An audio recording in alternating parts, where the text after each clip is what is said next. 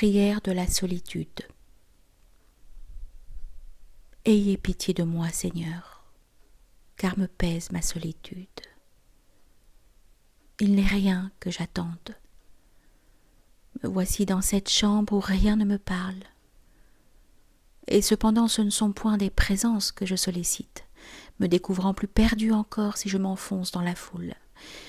Mais tel autre qui me ressemble, seul aussi dans une chambre semblable, voici cependant qu'elle se trouve comblée si ceux de sa tendresse vaquent ailleurs dans la maison. Elle ne les entend ni ne les voit. Elle n'en reçoit rien dans l'instant, mais il lui suffit pour être heureuse de connaître que sa maison est habitée. Seigneur, je ne réclame rien non plus qui soit à voir ou à entendre. Vos miracles ne sont point pour les sens, mais il vous suffit pour me guérir de m'éclairer l'esprit sur ma demeure. Le voyageur dans son désert, s'il est, Seigneur, d'une maison habitée malgré qu'il la sache aux confins du monde, il s'en réjouit. Nulle distance ne l'empêche d'en être nourri, et s'il meurt, il meurt dans l'amour.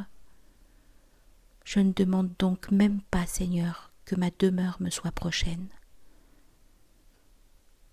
Le promeneur qui dans la foule a été frappé par un visage, le voilà qui se transfigure, même si le visage n'est point pour lui.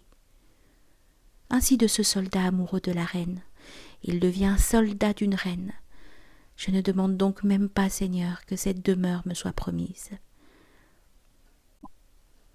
Au large des mers, il est des destinées brûlantes vouées à une île qui n'existe pas. Il chante, ceux du navire, le cantique de l'île et s'en trouvent heureux. Ce n'est point l'île qui les comble, mais le cantique. Je ne demande donc même pas, Seigneur, que cette demeure soit quelque part.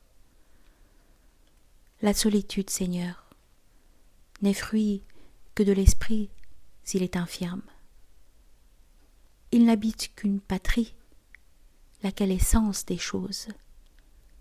Ainsi le temple, quand il est sens des pierres, il n'a d'elle que pour cet espace, il ne se réjouit point des objets, mais du seul visage qu'on lit au travers et qui les noue. Faites simplement que j'apprenne à lire. Alors, Seigneur, c'en sera fini de ma solitude.